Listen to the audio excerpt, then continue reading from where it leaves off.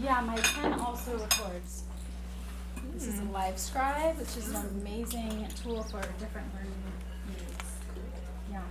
Could you share that with us? You can get not pen the recording. I recorded it. Oh yeah. To the extent that I have the ones that you want, yes. I'm not recording like at all times because I only have so much battery, but I may have some things. So to start, because I know not all of us were here yesterday and some of us were, we could start by just orienting that we have some literature back there and that this conversation is something that is starting to come up, but it's not really fleshed out yet. So this space is meant to hold that kind of middle ground that our field is in, where even bringing up what challenges are that we're experiencing helps to better inform the field and thinking about solutions for the future. So, no protest to get outside? I have several of us that want to go outside. So yeah, we chose to make this decision. I wasn't involved in it, but yeah, it got identified that this is where we were going to be moving. We'll sit next to the door. Yeah, feel free to do what you need to make it feel comfortable for you. Sorry. No, it's okay. That it's not outside. So I don't really know how to start best since Monica's not here, but I also want to even just like use this time right now just to share that starting these conversations together is something that I hope that we continue to engage in the future. And there were so many overlaps with your amazing presentation today, and I think there's opportunities for ecotherapy to look to other fields for guidance around maybe making a code of ethics for our field and really support our field. So my dissertation work has been to kind of weave the literature so far that is available on ethics and parallel it with the APA code of ethics. So I've been really enjoying that process, but I really love collaboration, and I think our field would be stronger if we joined forces. Likewise, yeah. Yeah, so I'm really grateful that you're here with us, and I hope people feel comfortable sharing experiences maybe that aren't specifically related to ecotherapy, but could help our field be thinking better about ethics and ethical best practices. And there was so much richness in the multicultural lens that we're really needing to build from. So, and I think that is an aspect that isn't really covered enough in the literature. So that could be something that our field could really be moving towards. I think it's important. I wasn't here for this. This was yesterday or something. Yeah, so it's kind of a two-part talk, but really you're welcome to come right now. You didn't miss much, but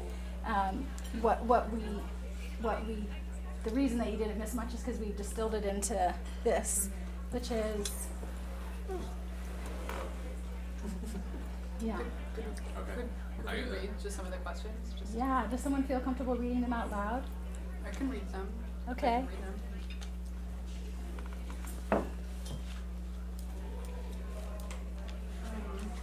I'm just going to read what I can see. Adequately preparing clients, holding the container, with a side note on informed consent, range of experiences that the modality can bring up. More exposure, more vulnerable, more embodied can help with the process, or overwhelm if not safe or ready. Feel free to chime in if I to No, expand. I think it's a great way to orient us. Assessing and watching for trauma triggers and activation. Cool. Finding the right place for individual clients, site finding, range between urban and wild, and comfort zones within those. When is it appropriate clinically and ethically to bring in consideration of ecological impacts? That's a really interesting question. Yeah. Yeah, like when can we as clinicians choose to bring that material in, whether that's something that the client themselves brought. Mm-hmm. And by whose standards? Professional boards, the guys, cool. How to interface with insurance, clinical justification, time management, and logistics, okay, for ecotherapy sessions. Nature connection is reparative attachment work. Longer? Is that a question mark? The timing of a therapy. Oh, the timing. hour Okay, that was part of if that. you're Okay. out in nature. Yeah. and how that impacts if you can't see as many people, that's extended Yeah. time of your session. And risk management and attention to the role. Role clarity, role confusion, dual relationships, and accessibility for clients. And the last piece says additional liability insurance for ecotherapists. Oh yeah, I bet. Yeah. Yeah. So that's the beginning of how our community has kind of been thinking about these topics, and we went around in a circle and took time to introduce ourselves, and I think that is valuable to go back around and kind of continue to hold, maybe now that you've browsed some of the literature, if something spoke to you or didn't, or if you noticed a gap that the literature isn't addressing yet, we really welcome that. Or there's just been so much richness in what's been presented throughout the weekend, so that may have inspired. Like, I really don't believe that the field of ethics and ecotherapy is set in any way, so I don't even want to feel like we knew what we were going to come. We came to hold space for us to be thinking together. Yeah, so maybe we could just go around briefly with your name and your pronoun you go by. We did yesterday kind of what you're interested in your profession, and maybe when you contribute to the conversation, if that's really topical and important to bring that in, just in the interest of time. So I'm Monica, and I go by they, them pronouns. So if you're referring to something I said, instead of like she said such and such, it would be they said such and such, or their experience, like that. My name's Rose Evelyn, and the part that I'll share is that I had a brain surgery 4 years ago, so now that more people have joined the table, I just wanted to ask one more time for permission to record. I did start the recording when I asked the first time, but it's going to be a memory strategy for myself and not to be used in any public way. Does that feel okay? Thumbs up for anybody who okay with that? Cool, thank you. What's your pronoun now? My pronoun is she, her. Cool. I'm Kasha. I'm she, her. I'm not quite in the field. I'm a mental health counselor at a residential health facility for adults with schizophrenia, and we have a gardening outdoor treatment program. It's like every day for 30 minutes, and I don't lead that. My friend here actually does, but I came to this talk because I find it to we come from a lot of different backgrounds, and I find it challenging to get them sometimes excited about being outside, even though oftentimes after the 30 minutes that they have outside gardening, they appear to have a better affect or more positive affect, and they report having a good time, but then the next day they're like, So I'm just curious, and I would like to move into horticulture therapy eventually, so. So I'm going to put up there like client motivation versus therapist agenda. Yeah. The literature's calling that not pushing a nature agenda. And then maybe where it is important that we push an agenda. So I think that's kind of like the edge of what's being brought up today is, and maybe where the literature is a little bit behind is maybe that there is some urgency. Would you like to continue? Sure. My name's Brianne, she, her. I'm a licensed marriage and family therapist working with children and young adults, and really interested in just what was brought up and how to bring that in, when to bring that in, when to bring that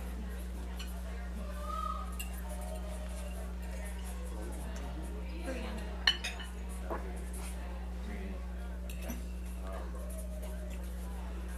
My name's Jeremy, and yes, you can call me he, and at the same time, I'm trying to remember everyone's name. I don't personally call people she or he or her or them, just try to remember people's names, so forgive me if I have to ask.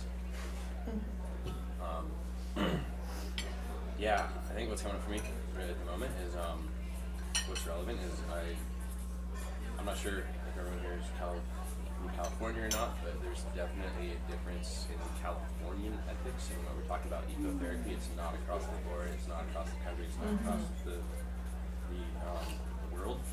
So there's specifics within California that apply to nature-based therapy. I think there's a preponderance of ignorance and just like this unknowing of like, what the hell are you talking about? You can't, as a pre-licensed therapist, going out of the office is something that's just an anthem to people. That's a huge impediment for me to have to work with. And think there's also this kind of dichotomy of working with, and forgive me, just however you want to take it, monitoring maps for 10 years and the use of certain terminologies that compartmentalizes the use of entheogenic substances, conscious expanding substances, heart opening substances that are therapeutic tools. I think there's this, how we work that out ethically. Those are big things for me to address. Ethics.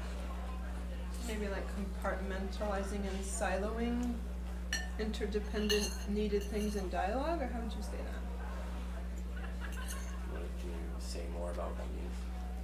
I'm just hearing you speak to like the compartmentalizing of both California ethics versus national, and the like different realms of like working with this that really do in practice or should overlap, but they're really like apart and not talking to each other. Yeah, or they're not.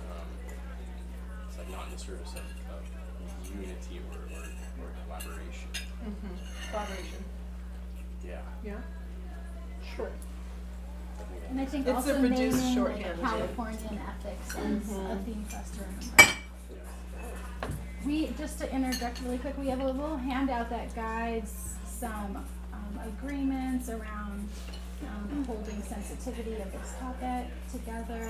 And then we also have a summary of the literature and clinical components that aren't part of the literature yet that are outlined on the second page, and then on the last page are some questions. So just that you can use that for reference if you would like some more spark and inspiration.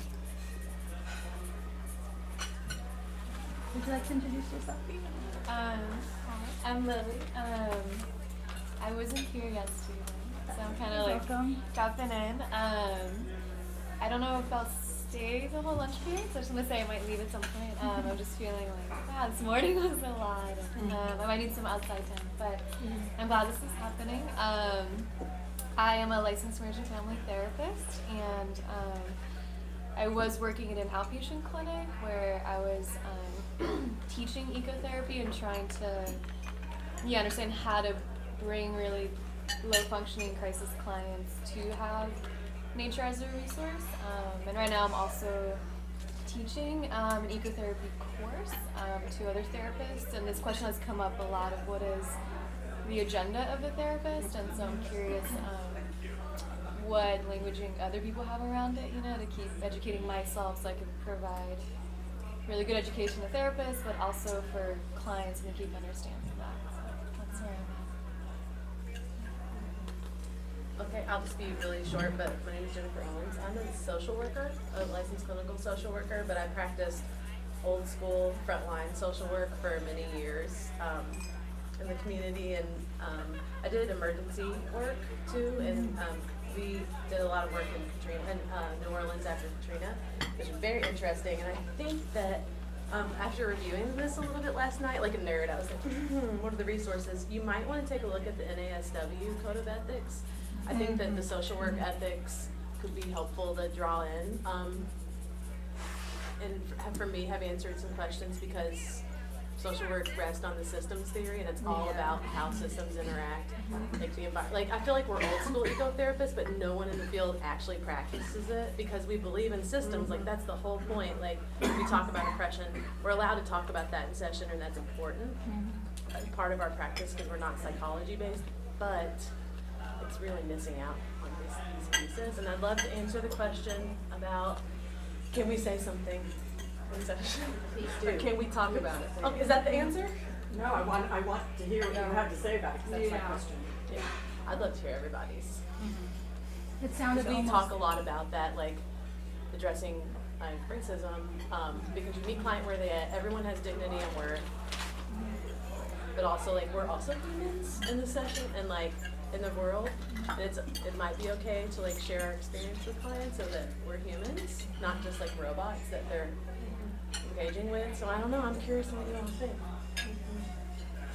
Also keep it short. My name is Sebastian, and I'm an associate MFT, and I'm going to be starting at Bolos this fall as an associate, in my hours. I just want to learn more. Curious about this conversation. Can we go back to folks if we missed your pronouns? I go by she. Cool. Oh yeah, she, her, and they, them. He, him. I go by she, her. And my name's Sarah. I just talked a lot, so I'm just excited to hear from y'all. Yeah. I'm Andrew, he, him, my pronouns. I'm a filmmaker, I'm not a therapist, but I'm interested. I'm very sorry, but I'm very curious to the competition.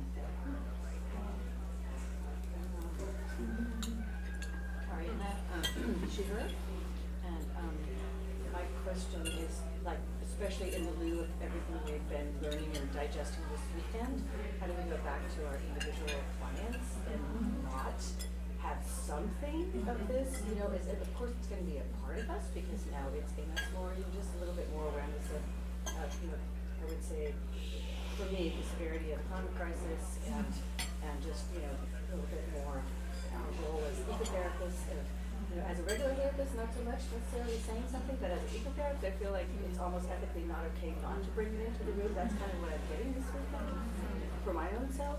I also am a teacher trainer as an ecotherapist, and so trying to, you know, figure out how to bring it into my students. And there's different parts of the country I teach internationally, so you know, kind of like everyone's at different places with that. So I'm also kind of wondering, you know, how to bring that in a way that is open, but also coming down in a certain place. Like, it's, and the other thing I'll say, is this okay to answer a little bit? Please, yeah, this is really meant to be a collaborative space. So you all know Joanne Macy, yes.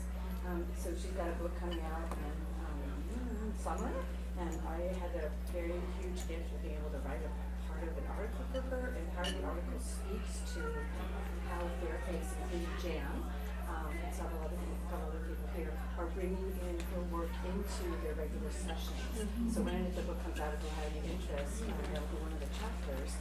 And it's kind of like there is some folding on a conscious and an explicit level of the stages of the spiral, going from gratitude to the pain to how to see your perspective now as a human, you know, with what's going on the planet, to, you know, what can you do in your life, like they've been talking about this morning, that'll make you feel a little bit better, a little bit more empowered. So it was actually wonderful. I interviewed 10 people in the field, and to get a sense of how they're actually bringing this in.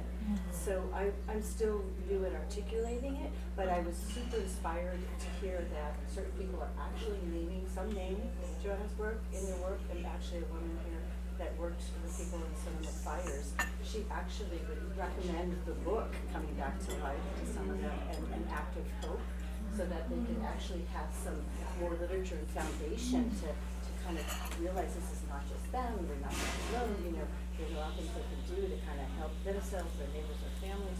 So anyway, so there's some, it feels like there's some synthesis happening of actually how do you do it. So in a couple of months, or if you want to be on my mailing list, I'll probably give a link to the article in summer when it comes out. And that's research that you've been doing? Yeah, it's written, my article's written, but the book's gonna come out, and I'm just one of 30.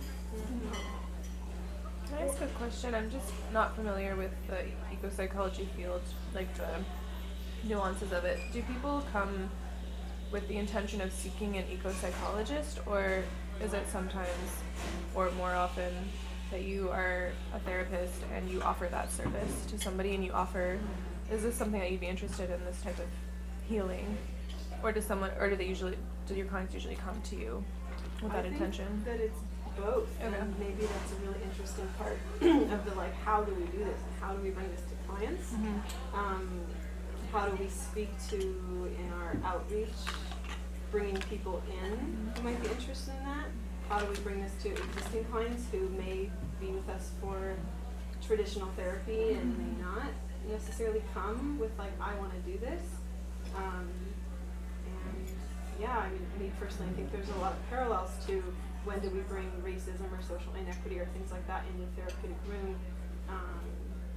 Can we address that versus are we ethically compelled to address that, whether that happens in the room with the client or whether it's not, whether this is like the eco-anxiety and the loss of place that everybody is kind of swimming in and overwhelmed by, and how do we name that or inquire about that, all of those things. Yeah, I would love to hear what you folks think. I dream about it. Maybe it was the Mugwort. They taught me about mugwort. So, if we know that, if we know this is causing harm to people, if we knew something else was causing harm, for example, if I had a client telling me that they were being abused in their relationship, you know, I'm going to develop some rapport, hopefully that I can get them to come to the conclusion that it's causing them harm, but it might be at a point where we provide a little education about the effects of abusive relationships. So I was curious, and in my dream it kind of told me how to do this, but like, wouldn't it also be our duty to talk about harm that could be caused? And in the dream, it was the frame of environmental justice stuff, which I used to teach a class, social work class on environmental justice, and that directly affects people. And we talk about it all the time. Oh my gosh, you're living in this particular area that has a lot of pollution. I'm curious, how do you feel about that? What's that like for you to not be able to walk to your car because your asthma is so bad and you live next to 5 different plants? Yeah, it sucks. I hate it. I didn't realize. Do you think that's causing some of my depression?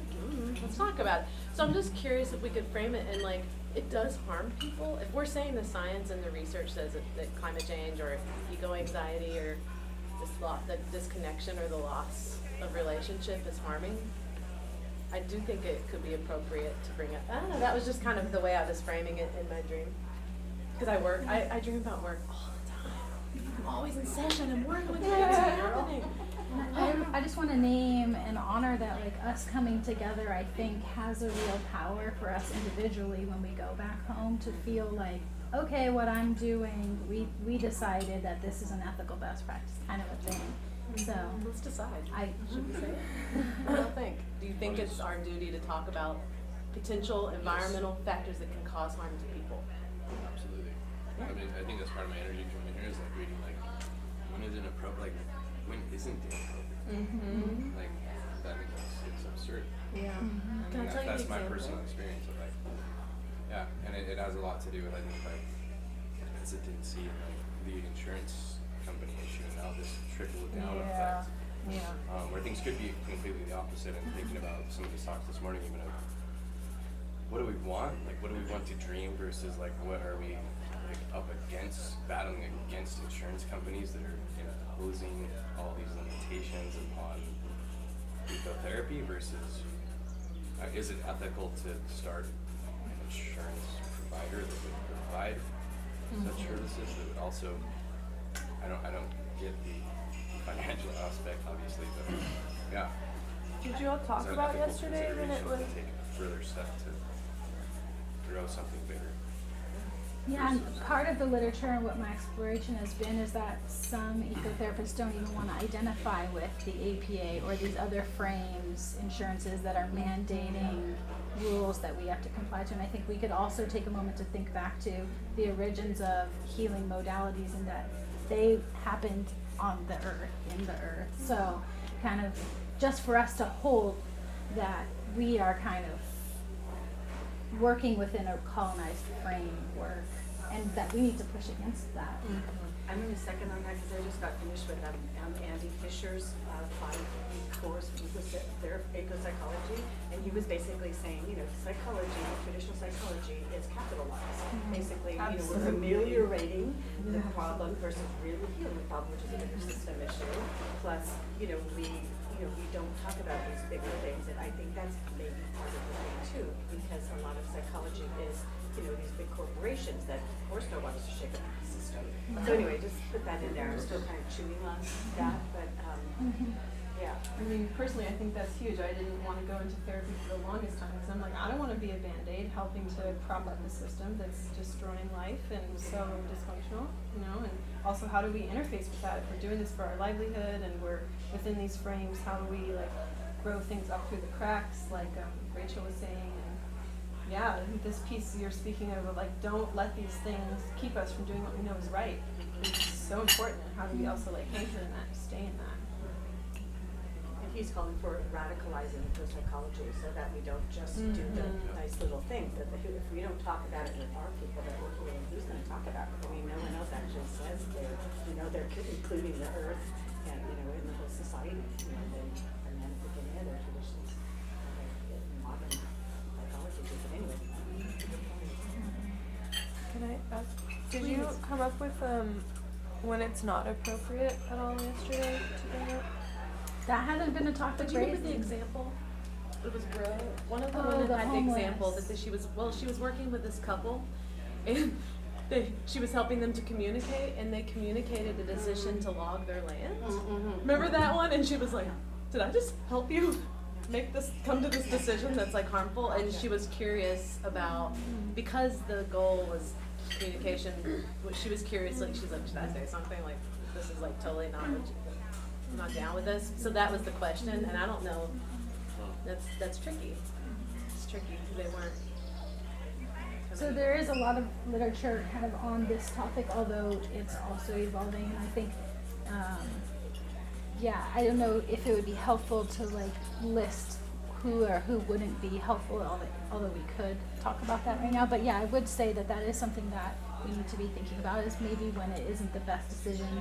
And that being said, I think it's also important to acknowledge that oftentimes when clinicians are bringing clients outside, it's not like, oh, we decided we're going to go there, we're going to go there tomorrow. It's something that's really thought through. And so I believe that even a client that isn't a good fit right away, but that there can be ethically sound ways to do a process of informed consent and treatment planning where. Yeah, I'm going to speak to that. I know Jan doesn't bring people outside for 4 months. She does a really long assessment so she can know if the client has like contraindications. And something I think a lot about is the mandate to do no harm, right? Do we know that a client's not going to get triggered by something in nature if they have a dog come up in a public park? And we talk a lot about in the training I assist with is biology before psychology, right? We're not going to be able to do a learning process or a deep therapeutic healing process if the rainstorm or the temperature drop is too much that we can't mitigate and handle, and then we're thrown into all sorts of other problems and we can't focus on the therapeutic work. So part of that is like the right place for the right client at the right time kind of thing. And really thinking about like what might be the contraindications so we don't just like stumble into that and then, unintentionally potentially cause harm to clients or make them not want to go outside again because that was, I don't want to have that happen again. And I'm thinking that, while this time is really short, there is a lot of value in us hashing through your question to still link this back to this, because I think that our field is going to be able to move forward best if we share the challenges together and think together about the solutions. So I do want to hold that this is a really important thing for us to keep being in dialogue about. I kind of have, in my work, a lot of the folks that I work with, there's 10 people that live there, and they come from like cultural backgrounds and just they've been systematically oppressed for much of their life. And we've been trying to do a lot of it, and it's on a farm, so we have fresh eggs, fresh vegetables, and a lot of the times the clients are super, super skeptical about fresh farm eggs, fresh organic produce, because it's not what they're used to, and they trust the system, they trust the corporate, grocery system, and then, we're trying to implement like pretty like harsh recycling in our house, and that like has kind of caused a little bit of stress, because it's like we're always like, remember like 1 and 2 recycles, like remember to recycle, and it's like all the time they're hearing it, and it's like, okay, well when do I, and then I get exhausted because I'm like, I'll just recycle it, I'll throw it out of the garbage can, put it in the recycling bin, because they get so overwhelmed with us continuously reminding them about these little things that are so important. But so it's times like that I'm like, how appropriate is it to me to like continue to like drill in them to like reuse that, recycle that, and I don't know. I guess from an infant mental health perspective, which I come from, I would say that by choosing not to, you're also shaping them. So, and you're also going to have to put in the effort. So, I would just want to send positive energy your way for every effort that you do take, because you're really instilling their future and their potential to impact the next generation in those habits. So, I saw Lily. Yeah, I wanted to go back to kind of what you brought up. Like, if you have a client that you do an indoor therapy with, and they bring up like something like logging, like how appropriate is it for you to say something? Because like as a trained psychotherapist, like I've been trained to like that's not appropriate. It's not within like what they came in for. But then for me, I'm like, but that is directly impacting like the planet. So like how ethically, what do I do? And that's something that's come up for me a lot, where I don't know the answer, and that's what I'm really confused. I don't know any literature on it, so I don't know if you do. Yeah, there's some. We can definitely connect you with some. That'd be great. I think for me, what I do in my mind is to think, if this were an issue of racism, or if this were an issue of homophobia, would I address it in the room with the client, right? Would I ask, like, are there other ways in which this shows up in your life and limits you? Maybe we can explore that. You know, if a client comes to me and I can't think of a great example, but if they're doing something that would have adverse impacts on a group of people, we might consider that really appropriate to bring to their attention, right? Their blind spots that may be affecting their life and their relationships and their functioning, you know. And the ecological health has been a taboo thing that we're like, it's not our job, we're not supposed to look at that, and so bring that to clients. Yeah, but if it were about people, we would totally bring it. So like an alternative way to look at it, you know? Yeah, Flip that around. but it's interesting. The clinic I was working at actually had advised me not to bring up issues of race and sexism with our clients, because that's not what they were coming in for. Like, they were like in crisis and trauma, and my responsibility was to stabilize them and to not bring that in. Yeah. And so It can also be a win. That's right? part of the Win is training. appropriate. That's part of a lot of mental health. Like, the education tells you that that's not the like that you have your own personal life and views, and in Kentucky, people are highly, like, very religious, and so can you work with someone and talk to them about abortion? At least in the social work department, like, I was talking to students about this. If you're pro, what's the one, life, that's not your place to tell somebody. Your job is to give them the information. Oh, there's one abortion clinic in all of Kentucky, they're trying to shut it down, but you have to give them the information of that. So, like, I feel like it can be tricky because you're trying to develop relationships. So, like, at what level is the harm happening, and when do you bring it in? In the social work, it's for the good. It's like all for the good of the client. Because I had the same thing. A racist person that said something, and I guess they felt comfortable saying it to me because I'm white. And I was like, oh my gosh, is this the goal? Like, am I going to completely shut off relationship to where later we could maybe bring up some of that stuff? So I don't know, it's tough. yeah, Do you feel the same? And I found it's different versus like working in like community mental health and private practice. Like, I feel like I do have more freedom in private practice, but if I'm working for an agency or for like health insurance, then yeah, I feel like I do have that limitation of how much can I bring all this other stuff in, and Yeah, and again, I just want us to question the frames that we're working in and maybe challenge them, you know? yeah. Maybe. I wouldn't want someone to tell me something like about God in a session, and they truly believe it. They might feel it's their ethical value to be evangelical. It would piss me off. But I guess that's the whole point. You pick your therapist based on rapport. It might not. Yeah, as we say, like, your authenticity as a therapist too, and like how that's going to impact your future relationship. And if it's crisis, it's different, right? If you're done, it's quick, it's easy. Maybe you're not going to change their lives, but it's going to be a long-term relationship, and you're still holding that, and they come in and start telling you about the progression of that, or if it's like, yeah, you know, people like, oh yeah, I made the decision to fire a bunch of gay people because I can in my state, and they keep telling you about it. And, like, how are you? You know what I mean? Like, so that authenticity. I have a Trump client. Maybe we don't have to work with everyone either. Yeah. Is another thing. Like, and if you're really true to your values, then you might attract the clients that you want, and not have to work with clients that you're not going to impact positively. That just don't. Just they're coming to you. Like a finding a congruent therapist, but maybe you're also finding congruent clients too. Which is part of the ethics, is what is our ethical best practice too. Can I ask everyone to speak up just a little bit? I'm a little hard of hearing, and I'm trying to do my best. I'm just wondering, because a lot of it sounds like sometimes like harsh, especially for clients that are, you know, that are foreign to this whole world, right? And so I'm wondering if there like a sort of like harm reduction type approach is possible. It's kind of framing, you know, oh, so you know, you're consuming, you're understanding your life this way, but you know that's part of the broader problem, and so, you know, how can we? What are the benefits that you're getting out of it, right? What is the relationship that you're having with those? Instead of like, you know, you have to switch over to you know, abstinence kind of, right? Yeah. Or to flip it a little bit. I don't know. That's a good way to I put it. would. I love that. Yeah. Harm reduction. I want to name some of the frames in here that I think is important to be aware of focusing on the problem of the ecological crisis and not the relationship that clients can build with nature. It's reminding me of the grief and love part that Rachel talked about. Maybe we need to help them build relationship of loving nature or having support, attachment work, being resourced or finding nature allies and friends and supporters before we delve into what can bring up a lot of grief or what can be hard for us to bring in.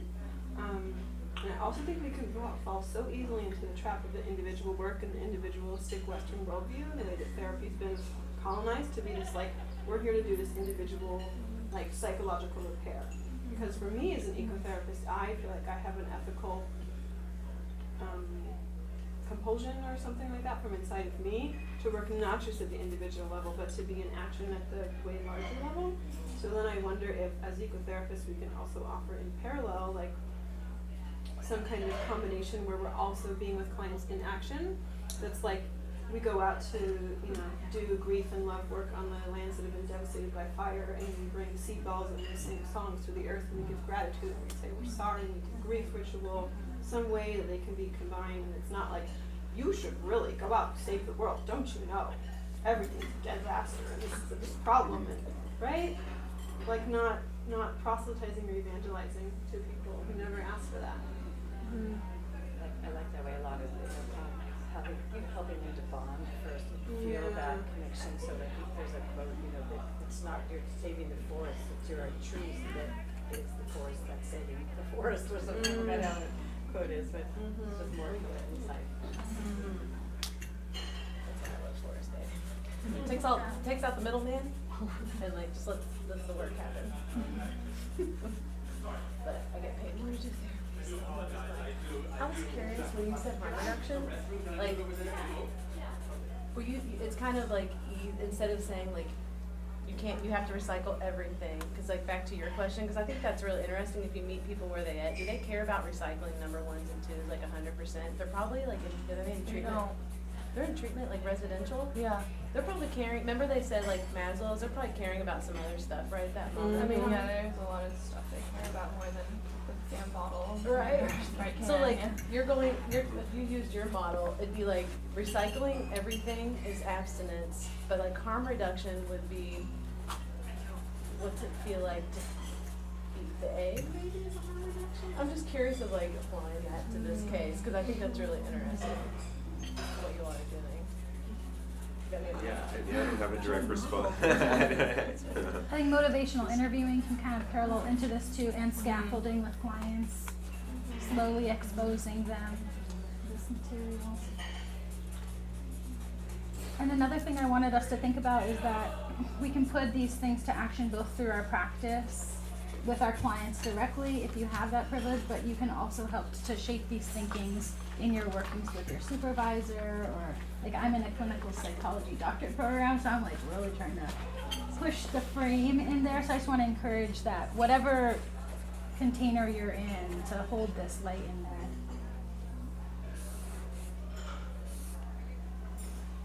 So maybe taking a moment to just kind of check in with yourself and think about if there's anything.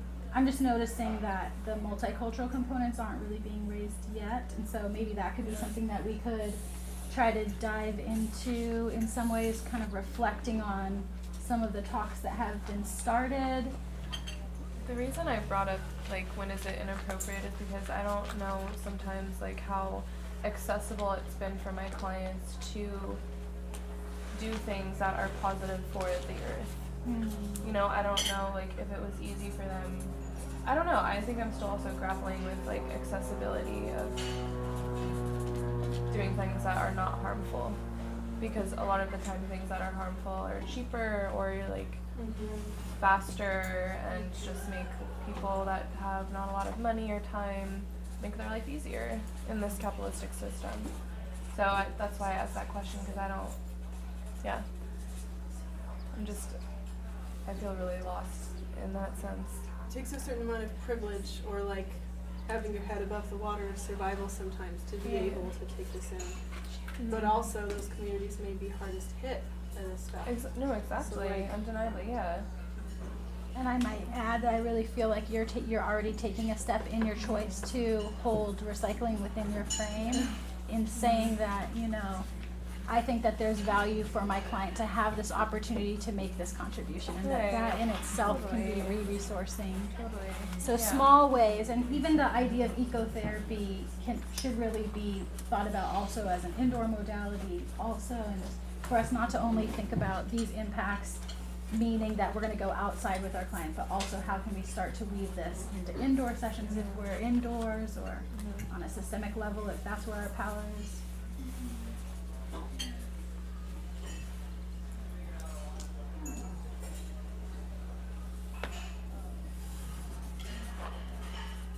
What's our timing for the next one? So for timing, I believe we're going to be meant to gather with our groups in 20 minutes. I think it's 15 minutes. 15 minutes. 45. Melissa, thank you. Yeah. Thank you so I'm really much. glad you All did those this. things are more resources for you, and if you're on this list, then we'll send you some more tips. Thank you. Yeah, take care. Yeah, I think it's interesting how the multicultural part and the access part is like, to me, maybe the easiest to like skirt around or not look at or avoid, and maybe those parts are super essential. Like easiest to skirt around and avoid in a like white supremacist colonized capitalocene-centric world, right? We're taught and like fed like cattle guards, you know, into a very certain way of thinking and not looking at other things. And how do we push back against that? Because for me, I have to do it constantly. I have to work at it. It doesn't happen automatically in my thinking process. And so having a frame about it helps me. How do you do it? I'd love to hear a little more. Bringing in the multicultural aspect. I talk about colonization really directly with people. I bring in my own journey of how I've come to understand about how whiteness has shaped my identity and like my spectrum of humanity that I can inhabit in ways that like limit my embodiment, my expressiveness, access to emotions, living from the head up, like all these different things. You know, with clients who come from that background, and so that we bring that in and inevitably affects them, right? Yeah, with white clients, and then I'm trying to learn a lot about how to change kind of cultural norms and how I hold things like workshops to be more welcoming to people. And part of that is like allowing and encouraging expressiveness, allowing and encouraging all kinds of things that are taboo or not like normalized, centric, put in the center is the way that we do things. Part of that to me is like bringing up topics of how race or social class affects who gets to be here, and like really naming that and putting it right in the middle. Land acknowledgements of Indigenous people, we're doing more and more in our trainings. And then also the question comes up of like, that's also an immense well of awareness to come to that overwhelm people, and so much grief and all the different reactions that people have when they're confronted with learning about systemic inequities and harm and all of these things. So, yeah. I also know that there are a lot of groups doing culturally specific outdoor work, connecting different multicultural groups. So like, you know, outdoors or outdoor Afro, right? And like, when might that be more helpful to a client to recommend that, as at the same time that I try and make what I offer more inclusive and welcoming. The way I find myself doing it is helping to bring ecotherapy indoors for clients that ecotherapy might not be accessible to, either because of access or maybe that it's not part of their culture yet. So I find that it's helpful to, or one action step that I've taken is starting to train home visitors that work with families with disabilities on how to bring ecotherapy indoors. Just to say on that, I've had really good experiences with people when I bring in, I don't call them objects, I call them nature beings or elements, right? I want to move away from that, into the therapy room and use them as just a basic like mindfulness, sensory, tactile, like sensory input as a self-regulation tool. And then people come to like touch the moss and enjoy it. And maybe that's the very first baby step that we do. and then we make art with it, you know. So many people are like really familiar with the human-made things of like the phone, and just have never reached out to build any kind of relationship with nature. So the indoor part can be a lot more. And I want to name that. I think that you're doing an intervention right there with a population that, you know, doesn't have a history of access to nature as part of their culture, and so just even naming that, I really believe that that in itself is an ecotherapy intervention. And so it can be small steps to start these things that can evolve into a really big impact.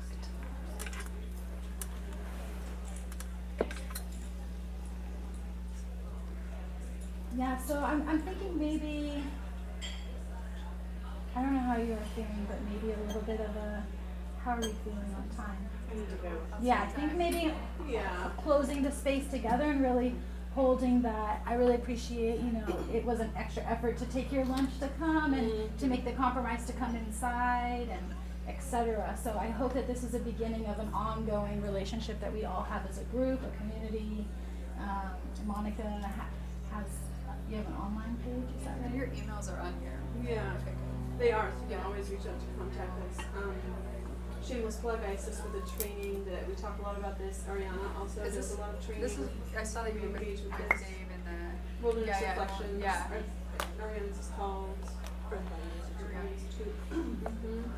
And this is such a big important topic. We may collaborate and hold like a ethical practices. How do you bring the container outdoors and kind of just do that piece to offer to people? Because it seems like that's a huge barrier. And like how do you do this? And then whatever modalities people are using, they go forth and do that.